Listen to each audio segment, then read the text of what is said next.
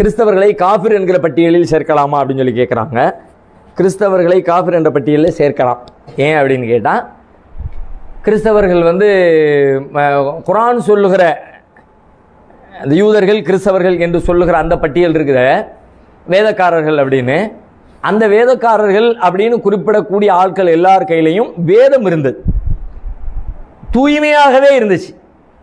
சில பேருக்கு இந்த வாதம் கொஞ்சம் ஆச்சரியமாக தெரியலாம். ஆனால் நபிகளாருடைய காலத்தில் யூதர்கள் கிறிஸ்தவர்கள் என்று அழைக்கப்பட்டவர்கள், அவர்களின் கைகளில் வேதம் இருந்தது. எனவே வேதக்காரர்கள் என்று அழைக்கப்பட்டார்கள். வெறும் வேதம் அல்ல, பாதுகாக்கப்பட்ட திரிக்கப்படாத வேதம் அவர்களின் கையில் இருந்துச்சு. இல்லையே, குர்ஆன்ல நிறைய இடத்துல அவங்க வேதத்தை திரிச்சிட்டாங்க, மாத்திட்டாங்க, அப்படியெல்லாம் வசனம் வருதே, வரத்தான் செய்யுது. ஆனால் அந்த வசனம் இதுக்கு முரணானது இல்லை. நான் சொல்ற செய்தி முரண் இல்லை. ஏன் அப்படின்னா, வேதத்தை தான் கையில் வச்சுக்கிட்டே வேதத்துக்கு விளக்கம் சொல்றோங்கிற பேரில் தான் அவங்க தப்பு தப்பா விளக்கம் சொல்லிக்கிட்டே இருந்தாங்க. வேதம் தூய்மையா இருந்துச்சு, ரசூலுல்லாஹ் காலத்தில் வேதம் தூய்மையா இருந்துச்சு. இப்போ ரசூலுல்லாஹ்வே ஒரு கட்டத்தில் ஒரு தண்டனை சம்பந்தமாக யூதர்களை அழைத்து பேசும் பொழுது, உங்க வேதத்தில் என்ன சொல்லியிருக்கோ சொல்லுங்கப்பா, அந்த தண்டனையை நிறைவேற்றலாமாங்க. கொண்டு வந்து வாசிச்சு காட்டுவாங்க. யூத மதகுருமார்களே வாசிப்பாங்க. வாசிக்கும் போது என்ன பண்ணுவார், டக்குன்னு ஒரு குறிப்பிட்ட பகுதியில் கையை வச்சு மறைச்சிக்கிட்டு மேலே வாசிப்பார், அதுக்கப்புறம் அதை விட்டுட்டு கீழே வாசிப்பார். அப்போ அந்த வேதத்தை கரைத்து குடித்த வேத பண்டிதர் ஒருத்தர் இஸ்லாத்தை ஏற்றுக்கொண்டு முஸ்லீம்களுடைய சபையில் இருப்பார். அப்துல்லா இப்னு சலாம் அவருடைய பேர்.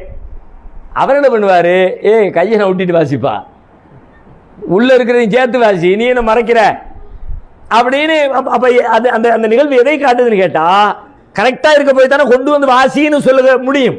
ஆல்ரெடி அவங்க திருத்திட்டாங்க, மாத்திட்டாங்க, வேதம் வேதமாகவே இல்லைன்னா எப்படி கொண்டு வான்னு கேட்க முடியாது. அதை விட இன்னும் அதிகமா குர்ஆன்ல பல இடத்துல அல்லாஹ் நீங்கள் வேதக்காரரிடத்துல போய் கேளுங்கிறான்.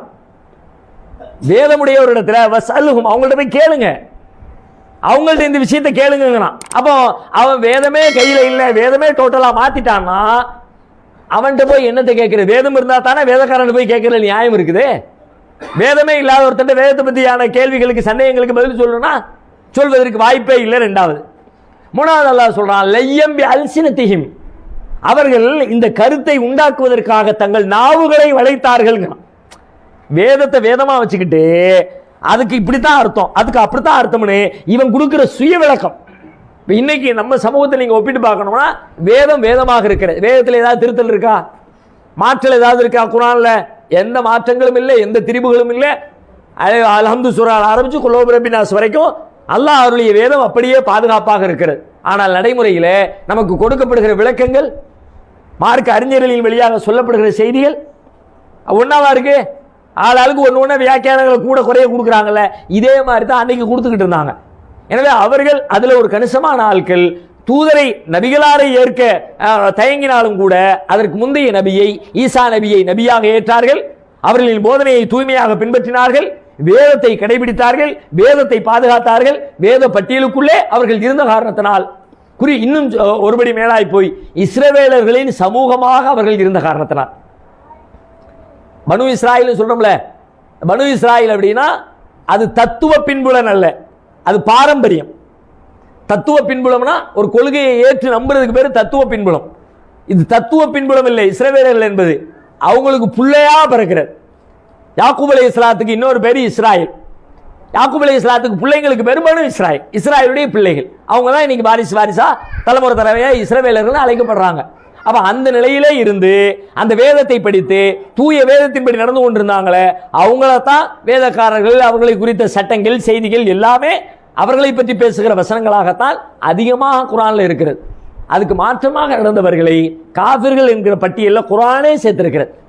லொஹினல்லதீன கஃபரு மின் பனி இஸ்ராயில், பனு இஸ்ரவேலர்களில் காஃபிராகி விட்டவர்களை தாவூது நபியும் ஈசா நபியும் சபித்தார்கள் என்று குர்ஆன் சொல்கிறது. காஃபிர்களை சேர்க்கலாமானா குர்ஆனே பல பேரை சேர்த்து தான் வச்சிருக்கிறது. அதனால இன்னொரு இடத்துல அல்லாஹ் ஒரு செய்தி சொல்லலாம், ஃபவைலுல் லில்லதீன யக்துபூனல் கிதாப பிஐதீஹிம், தங்களுடைய கரங்களால் எழுதி கொண்டு ஹாதா மின் இந்தில்லாஹ், இது அல்லாஹ்விடம் இருந்து தான் வந்தது என்று சொல்கிறார்களே, அவர்களுக்கு கேடு உண்டாகட்டும்.